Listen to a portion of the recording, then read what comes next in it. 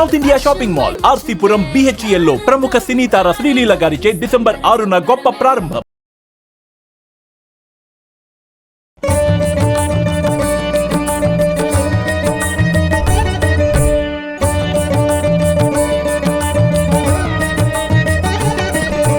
నమస్తే.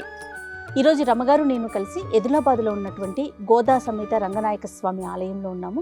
ఆలయ చరిత్రలు ఎప్పుడూ కూడా మనం స్టూడియోలో కూర్చొని మాట్లాడుకుంటూ ఉంటాము. కాకపోతే ఎప్పుడు అలానే కాకుండా ఒకసారి డైరెక్ట్గా ఆలయం దగ్గరకు వచ్చి ఇక్కడే కూర్చొని స్వామివారిని దర్శించుకొని తల్లిని దర్శించుకొని ఆలయం సంబంధించిన చరిత్ర కావచ్చు పురాణం కావచ్చు మాట్లాడుకుందాం అనిపించింది.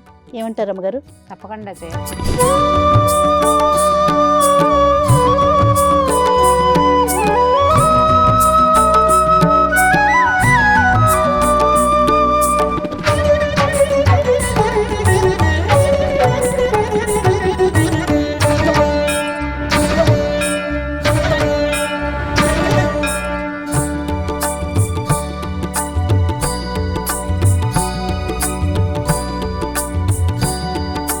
గోదాదేవి చూడు ఎంత ముచ్చటగా ఉన్నారు.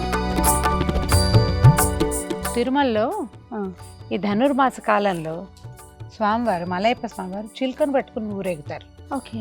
ఊరేగింపుల్లో స్వామివారి అమ్మవారి దీనికోసం అన్నమాట, గోదాదేవికి గుర్తుగా ఓకే చిలుకని పట్టుకుంటారట. ఓకే. కాదు రమ్మగారు, ఇప్పుడు తిరుమలలో సుప్రభాతానికి బదులు ప్రతిరోజు పాసురం వినిపిస్తారు కదా, తిరుప్పావే వినిపిస్తారు. ఇది ఈ పురాతన దేవాలయాల్లో ఇది ఒక పద్ధతి ఉంటుంది. మట్టసంగా ఉండదు గుడి అంటే. మనకి ఇప్పుడు ఇటీవల కాలంలో కట్టిన దేవాలయాల్లో ఈ విధానం కనిపించచ్చు. మనం ఒక మెట్టు ఎక్కుతున్నాం కదా, మెట్టెక్కి వెనకాల భాగం ఎత్తుగా, ముందు భాగం లోతు, వెనక భాగం కొంచెం ఎత్తు. ఏమిటో చరిత్ర వాస్తా అంటే మీరు అన్నట్లు పురాతన ఆలయాలకు మాత్రమే ఇలాంటి, కొన్ని చోట్ల పాత వాస్తుని పాటించే వాళ్ళు అట్లా. దేవాలయాల వాస్తు బాగుంది కదా, చాలా బాగుంది. ప్రాంగణం కామ్గా ఉంది, ప్రశాంతంగా. ఈ చుట్టూతా మండపాలు ఉండటము ఇది కూడా పాత పద్ధతి. ఒక ఎత్తు వచ్చింది చూడు, మళ్ళా అటు మెట్లు దిగేస్తామన్నమాట మనం. ఓకే. అబ్బా రోలు రమ్మగారు, రోలో ఇక్కడ ఏం చేసేవారు మరి, ఒక రాయి మీద ఉంది చూడు. మళ్ళీ ఇప్పుడు మెట్లు దిగి వెళ్ళిపోతాను చూడు, వెనక భాగం ఎత్తు. హైదరాబాద్ చుట్టుపక్కల పురాతన కొన్ని దేవాలయాల్లో ఈ ధోరణి ఇది కనపడుతుంది, ఈ రకమైన విధానం. ఏదో స్తూపం వేశారమ్మా, వెళ్దాం పద అటు. అంటే మనకి కొన్ని భద్రాచలంలోనూ అక్కడ కనపడుతుంది ఇలా స్తూపం. అంటే స్తూపం ఇవి రామకోటి స్తూపము, లేకపోతే ఎవరైనా గురువు గారి కోసం కట్టారో చూద్దాం, ముందుకెళ్తే మనకి తెలుస్తుంది.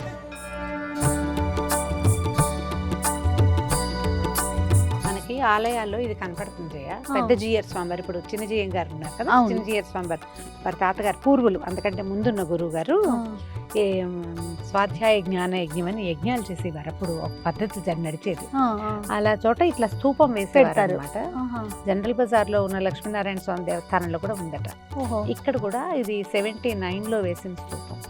స్వామివారు చూడు ఎంత ముచ్చటగా ఉన్నారు, బాగుంది కదా. మనకి ఇవి పురాతన దేవాలయాల్లో కనిపిస్తాయి. ఇలాంటి స్తూపాలు పెట్టడానికి ప్రత్యేకమైన విశిష్టత చేసి చాలా రోజులు, ఇక్కడ 3 రోజులు క్రతువులు, అట్లా క్రతువులు చేసి దాన్ని నిలబెడతారనమాట. ఇక్కడ ఒక పెద్ద క్రతువు జరిగిందంటే దానికి ఆలయం బలం పెరుగుతుంది. మనం అట్లా చూస్తాం. మీరు భద్రాచలంలో గమనిస్తే 3 స్తూపాలు కనిపిస్తాయి. అందులో మన ఈ రామకోటి రాస్తారు, రామకోటి స్తూపం ఉంటుంది. ఆ స్తూపాల్లో ఒకటి తాతగారు రాసిన దాశరథి శతకం. అట్లా ఇది పురాతనమైన పద్ధతి. ఇప్పుడు దీన్ని బట్టి ఆలయం యొక్క ఎంత పురాతనమైంది అనేది, దాని లైఫ్ ఎంత పెరుగుతుంది, ఆలయం తాలూకు పవిత్రత, శాంక్టిటీ అవి పెరుగుతాయి. అదే అదే ఇక్కడ ఒక ఎంత పెద్ద యజ్ఞము అవి జరగటము విశేషం కదా. అవును. స్థలం ఉంది ఇది చక్కగా ఇది వేసుకోవటానికి. అవునవును స్థలం ఉంది. కొబ్బరికాయలు కట్టారు, ముడుపులు కట్టి ఉంటారు. ఏవో రాశారు, చూద్దాం చూడు పేర్లు. తమ పేరు రాసింది విప్తారు కాబోలు. టైము సంవత్సరం కూడా వేశారు. ప్రతిదాని మీద వాళ్ళ పేరు సంవత్సరంతో సహా వేసుకున్నారు. అంటే ఇక్కడ లోకల్ పద్ధతి ఉంటుంది. అంటే విప్పుతారో లేకపోతే కట్టిన రోజు అలా పెట్టుకున్నారేమో రమ్మగారు. డెఫినెట్ గా తీసుకెళ్తారు, మళ్ళీ వెనక్కి వెళ్ళటము తీసుకెళ్ళటం ఏదో ఉంది. ఎందుకంటే క్లియర్ గా ఏ రోజు కరెక్ట్ ఎందుకో తెలుసా, అన్ని 24 అనే ఉంది. కొన్ని 23 కూడా కనిపించినాయా? ఇక్కడ 23 కనిపిస్తుంది. ఇదిగో చూడు 11/3/23 ఎవరిదో పేరు కూడా ఉంది క్లియర్ గా. ఏడాది లోపల 2 ఏళ్ల లోపల వాళ్ళు అనుకున్న మొక్కులు తీరిపోతే ఇక్కడే ఆ కాయ కొట్టడము ఏదో విధానం ఉంటుంది. కరెక్ట్.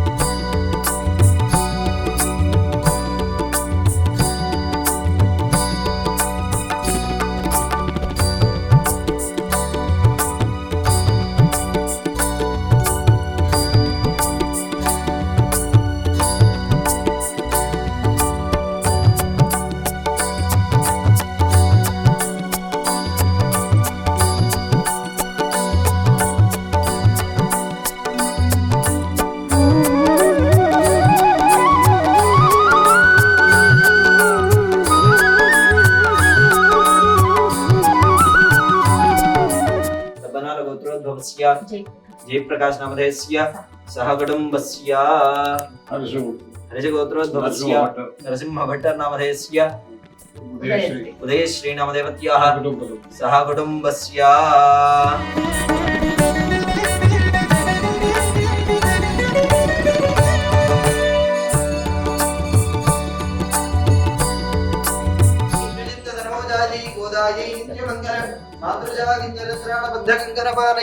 विष्णुचित्तनोजायै गोदायै नित्यमंगलम श्रीमद्यै विष्णुचित्तार्यमनोनंदन हेतवे नंदनंदन सुंदर्यै गोदायै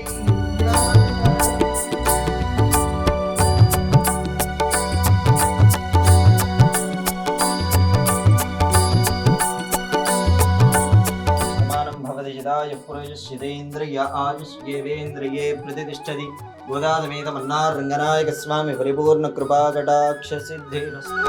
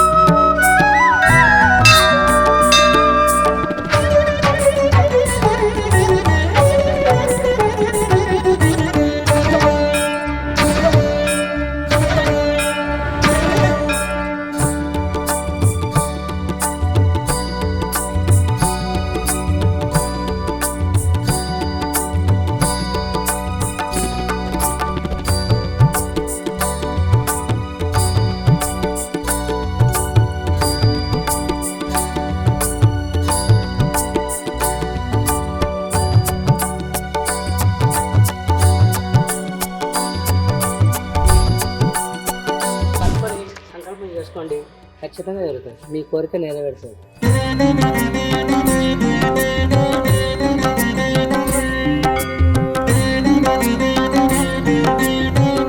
దర్శనం కూడా అయిపోయింది కదా రమ్మగారు. బా ఎంత బాగుంది తల్లి కదా. నేను 4 ఏళ్ల క్రితం వచ్చాను. అవునా? 4 years బ్యాక్ చూసాను నేను. ఈ అమ్మవారి కథ విన్నాక తప్పకుండా మనం సుమన్ టీవీలో చూపించాలనిపించింది. అవును. మనం చాలా ప్రఖ్యాతమైన కథ ఒకటి ఉంది మనది, అమ్మవారి చేతికి గాజుల కథ. అవును. ఆ గాజుల కథకి బాగా దగ్గరగా ఉన్న కథా విశేషం ఈ అమ్మవారి దగ్గర కూడా ఉంది. అయితే రంగనాయక స్వామి దేవస్థానం అని చెప్పినా కూడా ఇక్కడ మెయిన్ గోదాదేవే, ఆమె ఈ గుడిని కట్టించుకుందని చెప్తున్నారు. ఇది దాదాపు 700 సంవత్సరాల క్రితం అట. ఈ దేవాలయాన్ని స్థాపించిన వారు, అసలు మొదట ప్రతిష్ఠ చేసిన వారు దేశికర్లని, మన ప్రాంతం వారు కాదు, వీడు తమిళనాడు వైపు నుంచి వచ్చారు. అయితే ఆయన అమ్మవారిని కూతురుగా భావించేవారు. ఆయన్ని భార్యని అమ్మ నాన్న అనేదట గోదాదేవి. ఆవిడ వాళ్ళతో తిరుగుతూ ఉన్నట్టుగా ఉండేదన్నమాట. ఈ ప్రాంతానికి వచ్చి పక్కన ఒక వేణుగోపాల స్వామి దేవాలయం, మనం కూర్చున్న దేవాలయం కంటే కూడా ఇంకా పురాతనమైనది. ఆ దేవాలయంలో అర్చకత్వానికి ఉన్నారు వీరు. దేశకర్లు అంటే వైష్ణవులు. అదే. అయితే ఆయన అర్చకత్వం చేస్తున్న రోజులు అమ్మవారు ఆయనతో పాటు కలిసి తిరుగుతూ, నాకు ఇక్కడ ఒక దేవాలయం కావాలి నాన్న అని అడిగేదట. అడుగుతుంటే ఇది మన ప్రాంతం కాదు, ఇక్కడ ఎందుకమ్మా అంటే నాకు ఇక్కడే ఉండాలని ఉంది, నాకు ఇక్కడ దేవాలయం కావాలని. ఆవిడ నీకెందుకు నేను ఏర్పరుస్తానని ఈ ప్రాంతంలో ఉన్న ధనికులకి స్వప్నంలో ఆదేశం ఇచ్చిందట ఆ తల్లి. ఇక్కడ ఒక వేణుగోపాల స్వామి గుడిలో అర్చక స్వామి ఆయన ఇక్కడ నా కోసం గుడి కడతాడు, ఆ గుడికి సహాయం చేయమని. వాళ్ళంతట వాళ్ళే సహాయం చేసి ఈ దేవాలయం నిర్మించారు. 700 సంవత్సరాలు అయింది. మనకు ఆలయ నిర్మాణం కూడా చాలా పురాతనంగా కనపడుతుంది. ఎక్కడ సిమెంట్ ఛాయలు లేవు, అంతా రాతి కట్టడంగా కనిపిస్తుంది. మనకి శ్రీ విల్లిపుత్తూరులో అంటే గోదాదేవి జన్మస్థానమైన విల్లిపుత్తూరులో స్వామివారు అంటే రంగనాథులు రంగనాయకుడు అని చెప్తారు. అమ్మవారు రంగనాయకి, రంగనాథుడు అక్కడ రంగనాయకుడుగా ఉంటాడు. వీరిద్దరు పక్కపక్క నుండి విష్ణు చిత్తులు కూడా, గోదాదేవిని తండ్రి కూడా పెరియాళ్ళవారు అంటారు, విష్ణు చిత్తుల వారు కూడా ఒకే చోట వాళ్ళు ముగ్గురు నిలబడి ఉన్నట్టుగా అక్కడ దర్శనమిస్తారు.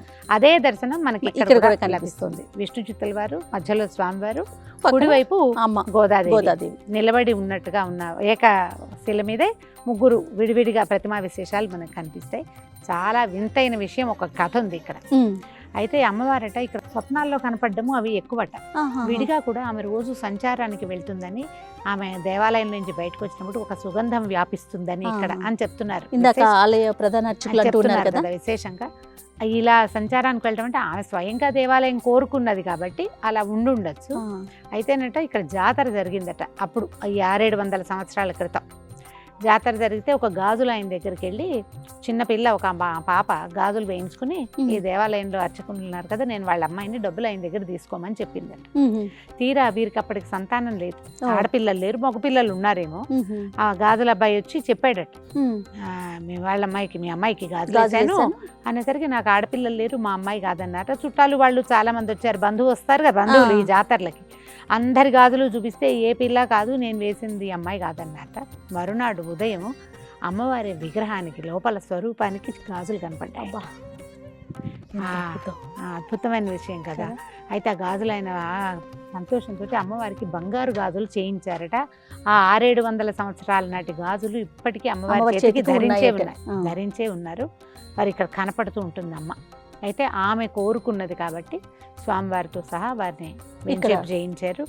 విశేషంగా ఏంటంటే ఇలాగా మామగారు అల్లుడు కూతురు ఒకే శిల మీద ఉండటం చాలా మామగారు ఉన్నారు, అల్లుడు ఉన్నారు, పక్కన కుమార్తె ఉన్నారు. అమ్మవారు బాగా ఇక్కడ ఏంటంటే కోరిన కోరిక, ధర్మబద్ధమైన ప్రతి కోరికని ఇక్కడ తీరుస్తుందట ఆమె. మీకు గుర్తుందా, ప్రధాన అర్చకులు చెప్తున్నారు 99% ధర్మబద్ధమైన కోరిక అయితే ఖచ్చితంగా నెరవేరుతుంది. ఎక్కడైనా మీకు దేవాలయంలో మనం సరైన కోరిక కోరాలి అంతే. అది అయితే ఈ దేవాలయం లోపల నడుస్తున్నా తిరుగుతున్నా ఎంతో ప్రశాంతంగా ఉంది. పూర్వకాలపు ధ్వజస్తంభము, తర్వాత గోపురం, గాలి గోపురం.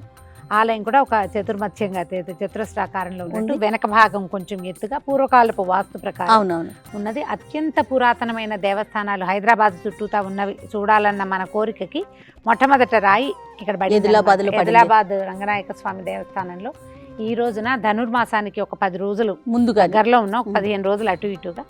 సో ఈ 10-12 రోజుల ముందే ఒక 2-3 దేవాలయాలు దర్శనం చేయాలన్న కోరిక తీరింది. అమ్మవారికి విశేషమైన స్వరూపం మనం ఇక్కడ చూస్తాం. గోదాదేవి ఏమిటంటే స్వయంగా స్వామివారిని వివాహం చేసుకోవటం కాదు, తను వేసుకుని దండలు, తను విడిచిన మాలలిచ్చి ఆయనకి ప్రీతి కలిగించి ఆయనలో ఐక్యమైనటువంటి 12 ఆళ్వార్లలో ఒకతైన గోదాదేవి రేపు ధనుర్మాసంలో ప్రతిరోజు ఒక పాసురంతో స్వామివారిని మేల్కొల్పుతుంది. ఈ నెల రోజులు ఆమెదే సేవాకాలం అంతే. ఆమె నడిచిన దారిలోనే భక్తులందరూ నడుస్తారు. ఇక్కడ ఈ దేవాలయానికి కూడా మన ఇది ఒక చిన్న పల్లెటూరుగా ఉంది ఆదిలాబాద్. ఇది వరకు లక్ష్మీనారాయణపురం అనేవారట. మెల్లిగా రాయపురం, క్రమంగా గవర్నమెంట్ మళ్ళీ అన్ని మారి మొత్తానికి నిజాం కాలంలో ఆదిలాబాద్గా మారింది. మనకి ఘట్కేసర్ నుంచి కొంచెం దగ్గర. హైదరాబాద్ వాస్తవ్యులందరూ విశేషంగా దర్శించవలసిన, హైదరాబాద్ నుంచి ఒక గంటన్నర ప్రయాణం చేస్తే సరిపోతుంది. చాలా బస్సులు, ఆటోలు, ట్రాన్స్పోర్టేషన్ అనేది బాగుంది, సులువైంది కాబట్టి అంటే ఆల్రెడీ చూసిన వాళ్ళు చూసినట్టు, చూడని వాళ్ళు చూడవలసిన క్షేత్రమైన ఇది ఖచ్చితంగా పట్టించారు. అయితే ప్రతి నెల మొదటి ఆదివారం నాడు సుదర్శన హోమం జరుగుతుందట. అధ్యయనోత్సవాలు, పవిత్రోత్సవాలు విశేషంగా చేస్తారు. ఈ మన ధనుర్మాసము అత్యద్భుతమైన సేవాకాలాలు నడిస్తే ఉత్తర ద్వార దర్శనం కూడా లభిస్తుంది ముక్కోట ఏకాదశికి. ఎవరెవరికి అవకాశం ఉంటే వాళ్ళు మేము చూపించిన ఈ ప్రాంగణము ఈ అమ్మవారి గాజుల కథని విశేషంగా, ఎందుకంటే శ్రీ వైష్ణవ సాంప్రదాయంలో మట్టి గాజులు తక్కువ వాడరు, మడికి దానికి పనికిరాదంటారు. అమ్మ ప్రత్యేకంగా గాజుల మీద ప్రీత రంగులు ఆవిడకి నచ్చుంటాయి, అందుకని ఇక్కడ అమ్మవారికి గాజులు సమర్పించడం కూడా మనకి విశేషంగా కనపడుతుంది. ఆలయానికి ముందున్న కొట్లలో కూడా మనం చూసుకుంటే గాజులే ప్రధానంగా అమ్ముతా ఉంది. మట్టి గాజులు ఉన్నాయి. రంగనాయక స్వామి పేరుతోటి దేవస్థానం ఉన్నప్పటికీ ఇక్కడ సేవాకాలం అంతా గోదాదేవికే, ఆమెనే ఇక్కడ ఈ ప్రాంతవాసులు అమ్మగాను తోబుట్టుగాను ఆడపడుచుగాను భావిస్తూ ఉంటారు.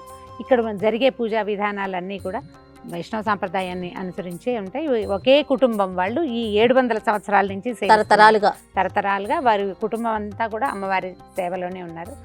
ఎవరెవరికి అవకాశం అంటే వాళ్ళందరూ ఈ ధనుర్మాసం రాబోతున్న కాలంలో మార్గశిర మాసం పురుషోత్తమ మాసం కదా, ఈ మాసంలో అమ్మవారితో కలిసి వేంచేసి ఉన్న రంగనాథ స్వామిని చూసి దర్శనం చేసుకోండి. వారి అనుగ్రహానికి కృపకి అందరూ సుమన్ టీవీ ప్రేక్షకులందరూ పాత్రలు కావాలని కోరుకుంటున్నాను. రైట్, నమస్తే.